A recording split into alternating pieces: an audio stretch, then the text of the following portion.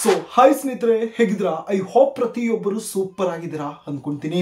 ನಮ್ಮ ಒಂದು ಕರ್ನಾಟಕದಿಂದ ತಾವೇನಾದರೂ ಕೇವಲ ಒಂದು SLC ಕಂಪ್ಲೀಟ್ ಮಾಡ್ಕೊಂಡಿದ್ದೀರಾ, ಅಥವಾ ITA ಆಗಿರ್ಬೋದು, ಅಥವಾ ಒಂದು ಗ್ರಾಜುಯೇಟ್ ನ ತಾವು ಇಲ್ಲಿ ಒಂದು ಕಂಪ್ಲೀಟ್ ಮಾಡ್ಕೊಂಡಿದ್ರೆ RRB ರೈಲ್ವೆ ರಿಕ್ರೂಟ್ಮೆಂಟ್ ಬೋರ್ಡ್ ಕಡೆಯಿಂದ 100 ಸುಮಾರು 6,000ಕ್ಕಿಂತ ಹೆಚ್ಚು ಒಂದು ವೇಕೆನ್ಸಿಗಳ ಒಂದು ನೋಟಿಫಿಕೇಶನ್ ಅನ್ನೋದು ಇಲ್ಲಿ ಒಂದು ರಿಲೀಸ್ ಅನ್ನೋದು ಮಾಡಿಬಿಟ್ಟಿದ್ದಾರೆ.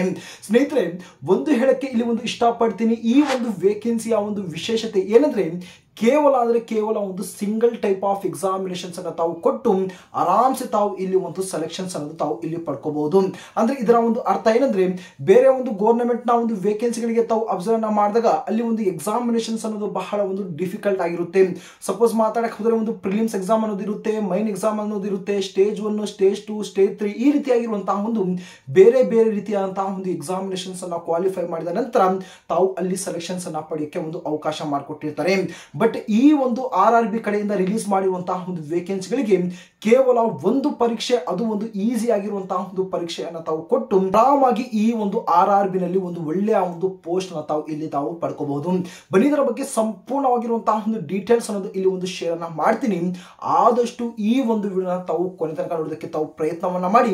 ಅಷ್ಟೇ ಅಲ್ಲ, ಈ ಒಂದು ವಿಡಿಯೋ ತಾವು ಕೊನೆ ತನಕ ನೋಡ್ತಾ ತಮ್ಮ ಒಂದು ಫ್ರೆಂಡ್ ಸರ್ಕಲ್ ಸಹ ತಾವು ಆದಷ್ಟು ತಾವು ಶೇರ್ ಅನ್ನ ಮಾಡಕ್ಕೆ ತಾವು ಪ್ರಯತ್ನವನ್ನೋದು ಮಾಡಿ. ಸ್ನೇಹಿತರೆ, ತಾವು ಇಲ್ಲಿ ಸ್ಕ್ರೀನ್ ತಾವು ಇಲ್ಲಿ ಒಂದು ಅಬ್ಸರ್ವ್ ಅನ್ನ ಮಾಡಬಹುದು. RRB ಅಂದ್ರೆ ಮಿನಿಸ್ಟ್ರಿ ಆಫ್ ರೈಲ್ವೇಸ್ ಕಡೆಯಿಂದ ಈ ಒಂದು ರೈಲ್ವೆ ರಿಕ್ರೂಟ್ಮೆಂಟ್ ಬೋರ್ಡ್ ಕಡೆಯಿಂದ ಇಲ್ಲಿ ತಾವು ಅಬ್ಸರ್ವ್ ಅನ್ನ ಮಾಡಬಹುದು. ಸುಮಾರು 6,180 ಒಂದು ಒಳ್ಳೆಯ ಒಂದು ವೇಕೆನ್ಸಿಗಳನ್ನೋದು ಇಲ್ಲಿ ಒಂದು ರಿಲೀಸ್ ಅನ್ನೋದು ಮಾಡಿರ್ತಾರೆ.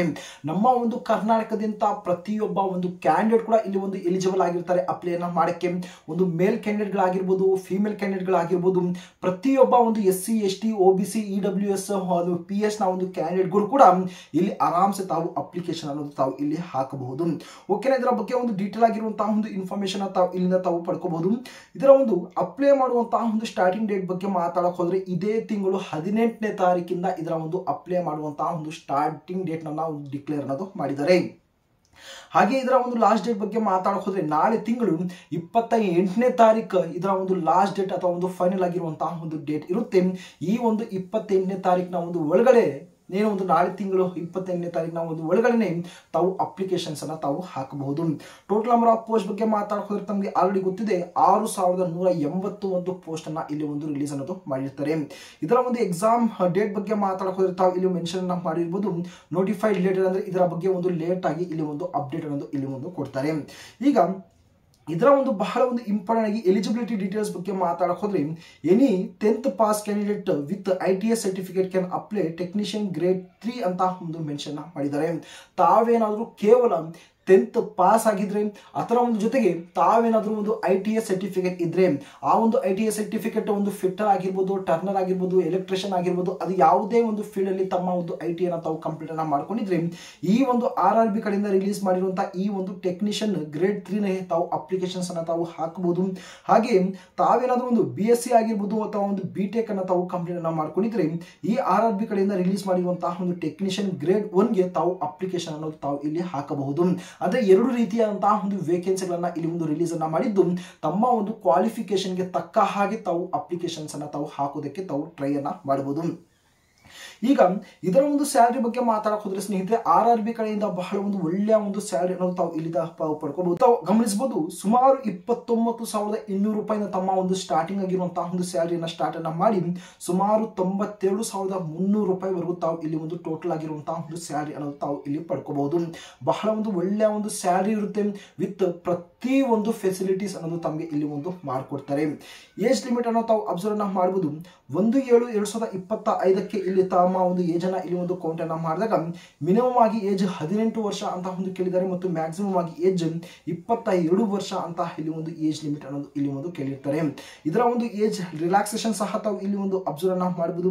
SC ST ನ ಒಂದು ಕ್ಯಾಟಗರಿಗೆ ತಾವು ನೋಡಬಹುದು 5 ವರ್ಷ ಏನೋ ಒಂದು ಏಜ್ ಅಲ್ಲಿ ರಿಲ್ಯಾಕ್ಸೇಷನ್ ಅನ್ನ ಕೊಟ್ಟಿದ್ದಾರೆ. ಅಂದ್ರೆ ಸುಮಾರು ಒಂದು 18ರಿಂದ ಹಿಡಿದು 27 ವರ್ಷ ವರ್ಷವರೆಗೂ ತಾವು ಏನೋ ಒಂದು ಅಪ್ಲಿಕೇಶನ್ಸ್ ಅನ್ನೋದು ಹಾಕಬಹುದು. ಹಾಗೆ OBC ನ ಒಂದು ಕ್ಯಾಟಗರಿಗೆ 3 ವರ್ಷ ಏಜ್ ಅಲ್ಲಿ ರಿಲ್ಯಾಕ್ಸೇಷನ್ಸ್ ಅನ್ನ ಕೊಟ್ಟಿದ್ದಾರೆ. ಅಂದ್ರೆ 18ರಿಂದ ಸುಮಾರು 25 ವರ್ಷವರೆಗೂ ತಾವು ಅಪ್ಲೈನ ಮಾಡಬಹುದು. PWD ಗೆ ತಾವು ನೋಡಬಹುದು ಜನರಲ್ಗೆ 10 ವರ್ಷ, SC ST ಗೆ 15 ವರ್ಷ, OBC ಗೆ 13 ವರ್ಷ. ಹಾಗೆ ಎಕ್ಸ್ ಸರ್ವಿಸ್ ಮ್ಯಾನ್ ಗೆ ಸರ್ವಿಸ್ ಇಯರ್ ಪ್ಲಸ್ 3 ಇಯರ್ ನ ಒಂದು ಏಜ್ ಅಲ್ಲಿ ರಿಲ್ಯಾಕ್ಸೇಷನ್ಸ್ ಅನ್ನೋದು ಇಲ್ಲಿ ತಾವು ನೋಡಬಹುದು. ಏಜ್ ಅಲ್ಲಿ ರಿಲ್ಯಾಕ್ಸೇಷನ್ಸ್ ಕೊಟ್ಟಿರುವಂತಹ ಒಂದು ಕಾರಣದಿಂದಾಗಿ ಆದಷ್ಟು ಪ್ರತಿಯೊಬ್ಬ ಒಂದು ಕ್ಯಾಂಡಿಡೇಟ್ ಕೂಡ ಏಜ್ ಅಲ್ಲಿ ತಾವು ಆರಾಮ್ಸೆ ತಾವು ಅಪ್ಲೈನ ತಾವು ಮಾಡಬಹುದು. ಹಾಗೆ ತಾವು ಇದರ ಬಗ್ಗೆ ಮತ್ತೊಂದು ಇನ್ಫಾರ್ಮೇಶನ್ ತಾವು ಇಲ್ಲಿ ನೋಡಬಹುದು. ಅಪ್ಲಿಕೇಶನ್ ಫೀಸ್ ಬಗ್ಗೆ ಮಾತಾಡೋದು ತಾವು ನೋಡಬಹುದು. ಜನರಲ್ OBC ನ ಒಂದು ಕ್ಯಾಟಗರಿಗೆ ಸುಮಾರು 500 ರೂಪಾಯಿ ತಾವೇನು ಇಲ್ಲಿ ಒಂದು ಅಪ್ಲಿಕೇಶನ್ ಫೀಸ್ ಅನ್ನು ತಾವು ಇಲ್ಲಿ ಪೇ ಅನ್ನ ಮಾಡಬೇಕಾಗಿರುತ್ತೆ. ಹಾಗೆ SC ST ಮತ್ತು PH ನ ಒಂದು ಕ್ಯಾಂಡಿಡೇಟ್ಗಳು ಕೇವಲ 250 ರೂಪಾಯಿ ತಾವು ಇಲ್ಲಿ ಒಂದು ಅಪ್ಲಿಕೇಶನ್ ಫೀಸ್ ಅನ್ನ ಪೇ ಅನ್ನ ಮಾಡಬೇಕಾಗಿರುತ್ತೆ. ಮತ್ತು ಫಿಮೇಲ್ ಕ್ಯಾಂಡಿಡೇಟ್ಗಳು 250 ರೂಪಾಯಿ ತಾವು ಇಲ್ಲಿ ಒಂದು ಅಪ್ಲಿಕೇಶನ್ ಫೀಸ್ ಅನ್ನು ತಾವು ಪೇ ಅನ್ನ ಮಾಡಬೇಕಾಗಿರುತ್ತೆ. ಸ್ನೇಹಿತರೆ, ತಾವೇನು ಈ ಒಂದು ಅಪ್ಲಿಕೇಶನ್ ಫೀಸ್ ಅನ್ನ ತಾವು ಏನು ಪೇ ಅನ್ನ ಮಾಡಿರ್ತೀರಾ, ಆಫ್ಟರ್ ದಟ್ ತಾವು ಎಕ್ಸಾಮಿನೇಷನ್ ಕೊಟ್ಟ ನಂತರ ತಾವು ಪೇ ಮಾಡಿರುವಂತಹ ಒಂದು ಎಕ್ಸಾಮಿನೇಷನ್ ಫೀಸ್ ಅನ್ನ ಇಲ್ಲಿ ಒಂದು ರೀಫಂಡ್ ಅನ್ನೋದು ಮಾಡಿಬಿಡ್ತಾರೆ.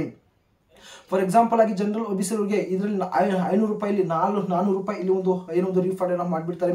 ಹಾಗೆ SC ST ಆಗಿರ್ಬೋದು ಮತ್ತು ಫಿಮೇಲ್ ಕ್ಯಾಂಡಿಡೇಟ್ಗಳು ಕೂಡ ಏನು 200 ರೂಪಾಯಿ ಸಮಥಿಂಗ್ ಏನು ಇಲ್ಲಿ ಒಂದು ರೀಫಂಡ್ ಅನ್ನೋದು ಇಲ್ಲಿ ಒಂದು ಮಾಡಿಬಿಡ್ತಾರೆ. ತಾವು ಅಪ್ಲೈ ಮಾಡಿರುವಂತಹ ಒಂದು ಫೀಸ್ ತಮಗೆ ರೀಫಂಡ್ ಆಗಿ ತಮಗೆ ಇಲ್ಲಿ ಒಂದು ಪ್ರೊವೈಡ್ ಅನ್ನೋದು ಮಾಡಿಕೊಡ್ತಾರೆ. ಬಹಳ ಒಂದು ಮುಖ್ಯವಾಗಿ ಇದರ ಒಂದು ಸೆಲೆಕ್ಷನ್ ಪ್ರೋಸೆಸ್ ನ ಒಂದು ಪಾರ್ಟ್ ಗೆ ಬಂದಾಗ ತಾವು ನೋಡಬಹುದು. Selection will be based on online exam. ಓಕೆನಾ, MCQs ಅನ್ನೋ ಕ್ವಶನ್ಸ್ ಅನ್ನೋದು ಇಲ್ಲಿ ಒಂದು ಕೊಟ್ಟಿರ್ತಾರೆ.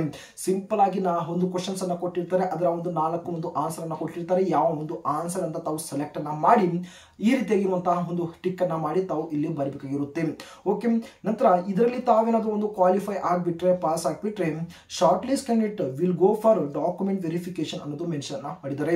ಸಿಂಪಲ್ ಆಗಿ ಒಂದು ಆನ್ಲೈನ್ ಎಕ್ಸಾಮಿನೇಷನ್ MCQs ಕ್ವಶನ್ ಅಲ್ಲಿ ತಾವು ಕ್ವಾಲಿಫೈ ಆದ ನಂತರ ಡೈರೆಕ್ಟ್ ಆಗಿ ತಾವು ಏನೋ ಒಂದು ಡಾಕ್ಯುಮೆಂಟ್ ವೆರಿಫಿಕೇಶನ್ ಗೆ ತಾವು ಹೋಗಬೇಕಾಗಿರುತ್ತೆ. ಆ ಒಂದು ಡಾಕ್ಯುಮೆಂಟ್ ವೆರಿಫಿಕೇಶನ್ ಆದ ನಂತರ ನೋಡಬಹುದು ಇದರ ಒಂದು MCQs ಅಂತ ನಾನು ಹೇಳಿದ್ದೆ. ಇದರ ಒಂದು ಸಿಲೆಬಸ್ ಅನ್ನು ತಾವು ಅಬ್ಸರ್ವ್ ಅನ್ನ ಮಾಡಬಹುದು. ಮ್ಯಾಥ್ಸ್ ಗೆ 25 ಕ್ವಶನ್ಸ್ 25 ಮಾರ್ಕ್ಸ್ ಇರುತ್ತೆ. ರೀಸನಿಂಗ್ ಗೆ 25 ಕ್ವಶನ್ಸ್ 25 ಮಾರ್ಕ್ಸ್ ಇರುತ್ತೆ. ಮತ್ತೆ ಹಾಗೆ ಸೈನ್ಸ್ ಇಲ್ಲಿ 40 ಕ್ವಶನ್ಸ್ 40 ಮಾರ್ಕ್ಸ್ ಇರುತ್ತೆ. ಮತ್ತು ಜನರಲ್ ಅವೇರ್ನೆಸ್ ಗೆ 10 ಕ್ವಶನ್ಸ್ 10 ಮಾರ್ಕ್ಸ್ ಅನ್ನೋದು ಇಲ್ಲಿ ಒಂದು ಪ್ರೊವೈಡ್ ಅನ್ನೋದು ಮಾಡಿಕೊಟ್ಟಿರ್ತಾರೆ. ಅಂದ್ರೆ ಟೋಟಲ್ ಆಗಿ ಹೇಳಬೇಕಾದ್ರೆ 100 ಕ್ವಶನ್ಸ್ ಅನ್ನೋದು ಕೊಟ್ಟಿರ್ತಾರೆ. 90 ನಿಮಿಷ ಏನೋ ಒಂದು ತಮಗೆ ಒಂದು ಕಾಲಾವಕಾಶವನ್ನು ಕೊಟ್ಟಿರ್ತಾರೆ. ಹಾಗೆ 0.33 ನೆಗೆಟಿವ್ ಮಾರ್ಕ್ಸ್ ಅನ್ನೋದು ಸಹ ಇಲ್ಲಿ ಒಂದು ಕೊಟ್ಟಿರ್ತಾರೆ.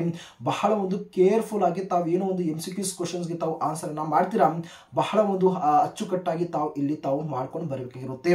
ಈಗ ಬಹಳ ಒಂದು ಇಂಪಾರ್ಟೆಂಟ್ ಆಗಿ ಇದರ ಒಂದು ಎಕ್ಸಾಮ್ ಸೆಂಟರ್ಸ್ ಆಗಿರ್ಬೋದು, ಎಕ್ಸಾಮ್ ಲೊಕೇಶನ್ಸ್ ಆಗಿರ್ಬೋದು ಎಲ್ಲಿ ಬರುತ್ತೆ ಅಂದ್ರೆ ಆಬ್ವಿಯಸ್ಲಿ ಸ್ನೇಹಿತರೆ ನಮ್ಮ ಒಂದು ಕರ್ನಾಟಕದಲ್ಲೇ ಇದರ ಒಂದು ಎಕ್ಸಾಮ್ ಲೊಕೇಶನ್ಸ್ ಅನ್ನೋದು ಇಲ್ಲಿ ಒಂದು ಕೊಟ್ಟಿರ್ತಾರೆ. ತಾವು ಇಲ್ಲಿ ಅಬ್ಸರ್ವ್ ಮಾಡಬಹುದು. ಸುಮಾರು websites of RRB participating in the CE number ಅಂತ ಏನ್ ಮೆನ್ಷನ್ ಮಾಡಿದರೆ ನೋಡಬಹುದು. ಈ ರೀತಿಯಾಗಿರುವಂತಹ ಒಂದು ಸಿಟೀಸ್ ನಲ್ಲಿ ಈ ಒಂದು ವೇಕೆನ್ಸಿ ಅನ್ನೋದು ಇಲ್ಲಿ ಒಂದು ರಿಲೀಸ್ ಅನ್ನೋದು ಮಾಡಿರ್ತಾರೆ. ಫಾರ್ ಎಕ್ಸಾಂಪಲ್ ಆಗಿ ನಮ್ಮ ಒಂದು ಕರ್ನಾಟಕದ ಬಗ್ಗೆ ಮಾತಾಡಕ್ ಹೋದ್ರೆ ಇಲ್ಲಿ ಒಂದು ಬ್ಯಾಂಗ್ಳೂರ್ ಎನ್ನುವಂತಹ ಒಂದು ಸಿಟಿನಲ್ಲಿ ಈ ಒಂದು ವೇಕೆನ್ಸೀಸ್ ಅನ್ನೋದು ಇಲ್ಲಿ ಒಂದು ಕಾಲ್ಫರ್ ಅನ್ನೋದು ಮಾಡಿರ್ತಾರೆ. ಏನು ಸುಮಾರು ಅಪ್ಲೈ ಮಾಡುವಂತಹ ಒಂದು ಡೇಟ್ ಯಾವಾಗ 18 ಏನೋ ಒಂದು ಜೂನ್ ತಿಂಗಳು ಅಂತ ನಾನು ಏನ್ ಹೇಳಿದ್ದೆ. ಈ ಒಂದು 18 ಜೂನ್ ಇಂದ ತಾವು ಏನ್ ನೋಡ್ತಾ ಇದೀರಾ www.rrbb.nc.government.in ಒಂದು ಅಫಿಷಿಯಲ್ ಆಗಿರುವಂತಹ ಒಂದು ವೆಬ್ಸೈಟ್ ಮುಖಾಂತರ ತಾವು ಹೋಗಿ ಆನ್ಲೈನ್ ನಲ್ಲಿ ತಾವು ಅಪ್ಲಿಕೇಶನ್ಸ್ ಅನ್ನೋದು ತಾವು ಇಲ್ಲಿ ಹಾಕಬಹುದು. ಓಕೆನಾ, ಎಕ್ಸಾಮ್ ಸೆಂಟರ್ ಆಲ್ಮೋಸ್ಟ್ ನಮ್ಮ ಒಂದು ಕರ್ನಾಟಕ ಒಂದು ಸರ್ಕಲ್ ಅಲ್ಲೇ ಇರುತ್ತೆ. ಓಕೆನಾ, ನಮ್ಮ ಒಂದು ಕರ್ನಾಟಕದಲ್ಲೇ ಇದರ ಒಂದು ಜಾಬ್ ಲೊಕೇಶನ್ ಇರುವುದರಿಂದ ನಮ್ಮ ಒಂದು ಕರ್ನಾಟಕದಲ್ಲೇ ಇದರ ಒಂದು ಎಕ್ಸಾಮ್ ಸೆಂಟರ್ ಅನ್ನೋದು ಇಲ್ಲಿ ಒಂದು ಲೊಕೇಟ್ ಅನ್ನೋದು ಮಾಡಿರ್ತಾರೆ. ತಾವು ಎಕ್ಸಾಮಿನೇಷನ್ಸ್ ಅನ್ನ ತಾವು ಕೊಟ್ಟು ಬರಬಹುದು. ಈಗ ಇದರ ಒಂದು ಡೀಟೇಲ್ ಆಗಿರುವಂತಹ ಒಂದು ನೋಟಿಫಿಕೇಶನ್ ಇನ್ನು ರಿಲೀಸ್ ಅನ್ನ ಮಾಡಿಲ್ಲ. ಏನಾದ್ರೂ ಒಂದು ನಾಳೆ ಅಥವಾ ಒಂದು ನಾಳೆದ್ದು ಇಲ್ಲಿ ಮಾಡಿಬಿಡ್ತಾರೆ. ಇದರ ಒಂದು ಶಾರ್ಟ್ ಆಗಿರುವಂತಹ ಒಂದು ನೋಟಿಸ್ ಅನ್ನ ತಾವು ಏನ್ ನೋಡ್ತೀರಾ ಇಲ್ಲಿ ಒಂದು ರಿಲೀಸ್ ಅನ್ನೋದು ಇಲ್ಲಿ ಒಂದು ಮಾಡಿಬಿಟ್ಟಿದ್ದಾರೆ. ಅತಿ ಬೇಗವಾಗಿ ಇದರ ಒಂದು ನೋಟಿಫಿಕೇಶನ್ ಸಹ ಇಲ್ಲಿ ಒಂದು ರಿಲೀಸ್ ಅನ್ನೋದು ಮಾಡಿಬಿಡ್ತಾರೆ. ನಂತರ ನಾನು ಅದರ ಬಗ್ಗೆ ಒಂದು ಇನ್ಫಾರ್ಮೇಶನ್ ಅಥವಾ ಒಂದು ಅಪ್ಡೇಟ್ ಅನ್ನೋದು ಶೇರ್ ಅನ್ನ ಮಾಡ್ತೀನಿ. ಇಷ್ಟು ಸ್ನೇಹಿತರೆ ಈ ಒಂದು RRB ಕಡೆಯಿಂದ ರಿಲೀಸ್ ಮಾಡಿರುವಂತಹ ಒಂದು ವೇಕೆನ್ಸಿಯ ಒಂದು ಕಂಪ್ಲೀಟ್ ಆಗಿರುವಂತಹ ಒಂದು ಡೀಟೇಲ್ಸ್ ಆಗಿರುತ್ತೆ.